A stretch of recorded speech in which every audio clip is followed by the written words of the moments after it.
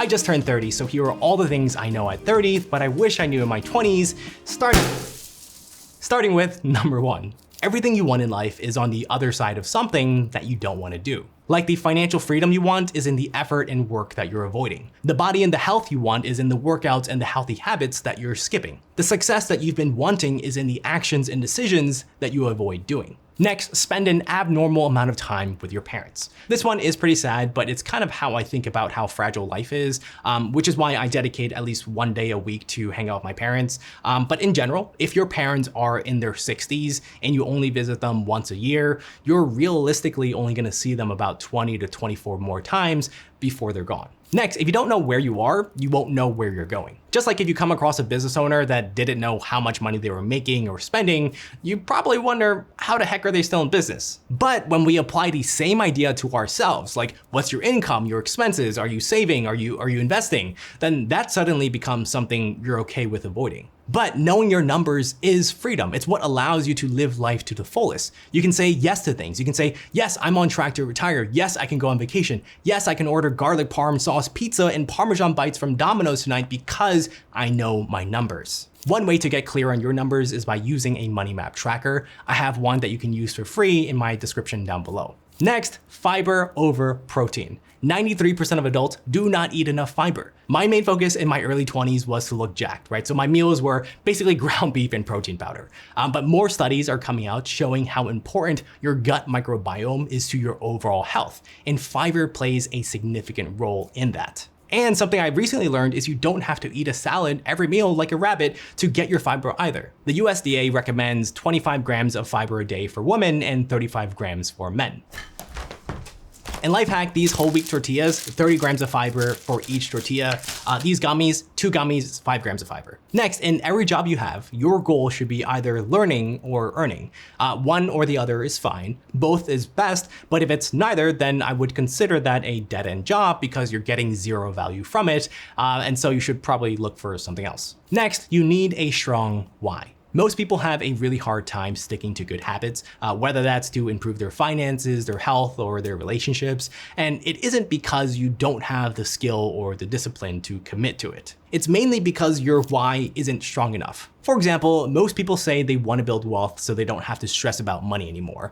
But when life gets busy, when they get tired, they tend to quit. And it's because their why of wanting to get rich is pretty weak. For me, my why is my parents. I didn't grow up with money, and I remember seeing my mom spend all afternoon cutting up the napkins in half so we would have twice as many napkins, or how she would intentionally buy clothes that were way too big for me, and her reason was because I would still be able to wear it when I grow and get bigger. My why is to give my parents a life that they never had, where they don't have to struggle or worry about money anymore. It might sound a bit extreme, but that's kind of the whole point, right? Your why, you need to feel your why in here, right? It needs to be so compelling and so strong that skipping whatever thing you need to do becomes harder than actually doing it. And if your why doesn't make you feel it in here, then what you have isn't a why, you have a wish.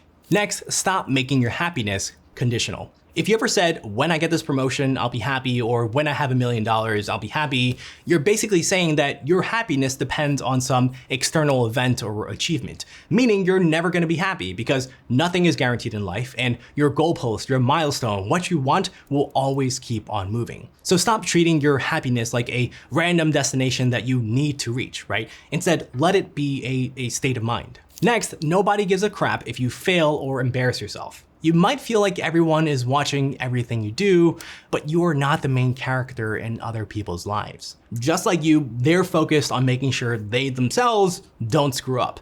And even if you do occasionally notice someone doing something embarrassing like they trip on a sidewalk, I bet you completely forget about it in a couple minutes because you got your own life to focus on. Next, the average human lifespan is only 4,000 weeks long. If you're 25, you only have about 2,700 weeks left. If you only live for the weekends like Saturday and Sunday, you only have 5,400 days left. When I was younger, I thought I was invincible like most people, right? But when I had thyroid cancer, which is why I kind of had this scar now, that was kind of like a wake-up call that we can die at any moment. So just stop wasting your life, right? Just go out there and live.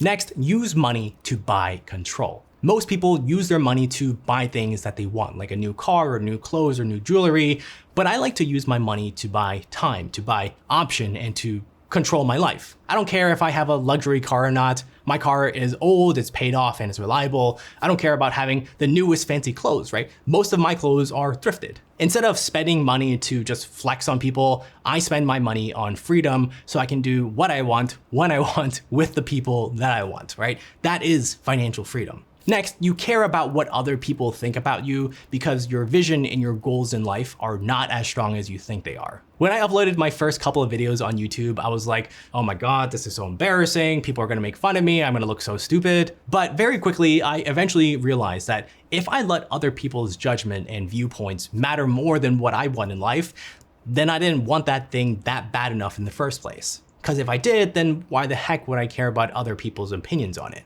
If you know what you want in life, let them judge, let them laugh. Only your goals and vision should matter, not other people's opinions. Next, when you're not changing, you're choosing. If there's something that you've been complaining about for a while, whether that's your friends, your jobs, or your finances, or whatever, every single day that you are still in that situation is a choice that you're choosing, that you're making. Because the other option is to choose to change. And I admit, it's not gonna be easy, it's gonna take a ton of work. But the question becomes, what are you gonna choose today? Next, treat yourself as if your only job in this entire world was to take care of your human body. Your only job description is to make your human happy, to give it the best experience possible, and to surround it with people who love and care about you. If that was the case, how would you do things differently today? Next, true wealth is what you don't see. Our society strongly rewards visible wealth, like what car you drive, what clothes you wear, and what jewelry you own, which makes it really hard for people to understand the difference between being wealthy and being rich. Rich people, like what you see on social media, people flexing their Lambos, they take on a bunch of debt and they spend all of their money on these expensive, luxurious status symbols. But on the other hand, wealth, true wealth, is what you don't see. It's the savings, it's the investments, it's the financial security, it's the peace of mind that you have. So the next time that you're tempted to splurge and buy something because it seems like everyone else is doing it, remember that true wealth often grows quietly. Don't fall into the trap of imitating rich people. Instead, imitate the habits of wealthy people so you can actually build up your wealth and your money instead of using that money to impress people that you don't care about. Next, trust your wings. I don't remember where I heard about this, but it really stuck with me. And it's basically, if a bird lands on a branch, does the bird trust the branch or does it trust their wings? You see, most people are scared of making the wrong choices, so they always opt for the safest choice, right? Or wait for the perfect time to do something perfectly or safely. The truth is, nothing is perfectly safe, and there will never be a perfect time. Birds land on branches all the time. But have you ever seen a bird actually fall and die from a broken branch? Stop wasting your life waiting for the perfect branch and perfect opportunity. Instead, just make the decision now and take action and just trust that you can adapt and fly even when things don't go as planned. Next, if you don't learn how money works, you will always work for money. And the first step to knowing how money works is just being aware of your relationship with money, and specifically knowing your money score to see whether or not you're financially on track. And all it takes is 4 C's, your capital, your core, your choice, and your compound numbers. One way to get your money score is with a tracker. And again, I have a free one that you can use in the description down below, which really deep dives into your 4 C's to determine your financial health score. Next, your brain will betray you. You see, your brain's main goal is to keep you alive. So if your brain ever senses an opportunity that, yes, could change your life, but it comes with the risk of you failing or you being outcasted by your community, then your brain's survival instincts are gonna kick in and your brain's gonna be like, nope, no thank you. It's easy to just follow the crowd and do the same thing as everyone else is doing because it's comfortable and it's safe. But if you're trying to thrive in life, right, and you're trying to be super successful, you need to take risk. Your brain is programmed to want you to survive, but just surviving is not always what's best for you.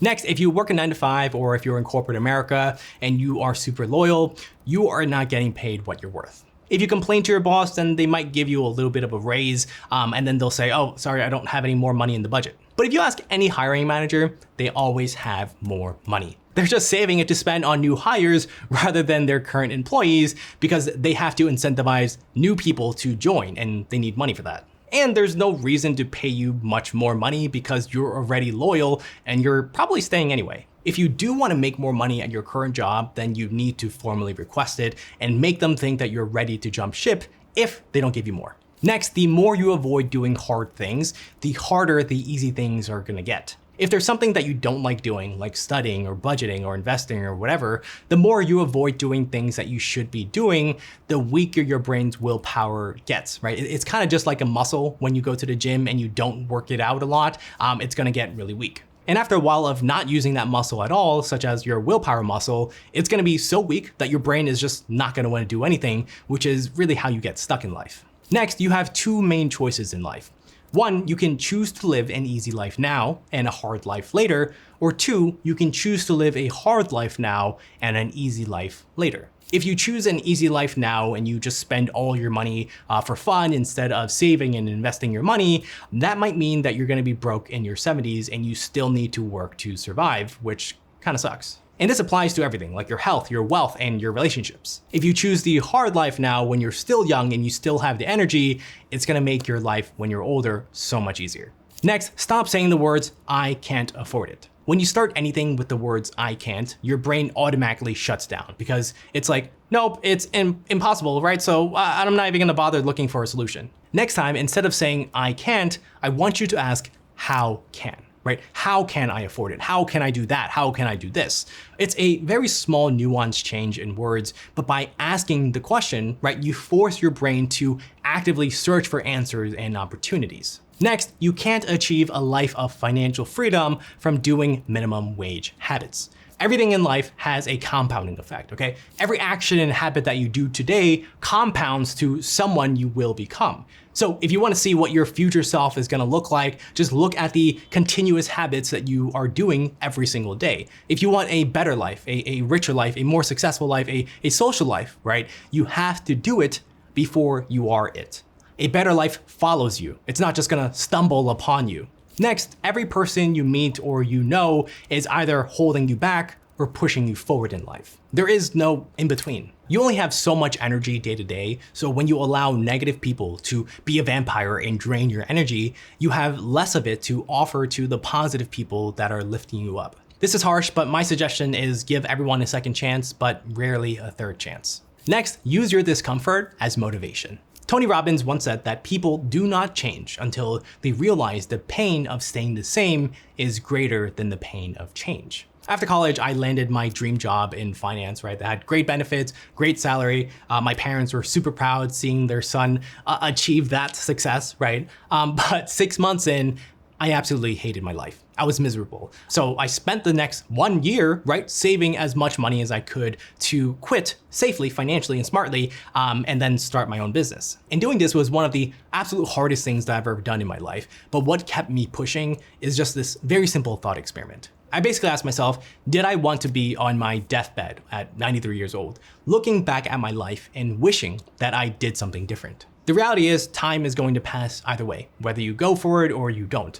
The question is, where will you be when it passes? Next, increase the gap between your income and your expenses as much as you can, and then invest the difference. Since I started this channel about 5 years ago, my income has increased by a good amount, but my expenses honestly have pretty much stayed the same. The bigger this gap becomes, the more that I can actually use that money to invest back into growing my income, increasing this gap, and buying my freedom. But I do have a very big announcement that's gonna be a huge change to this gap of mine.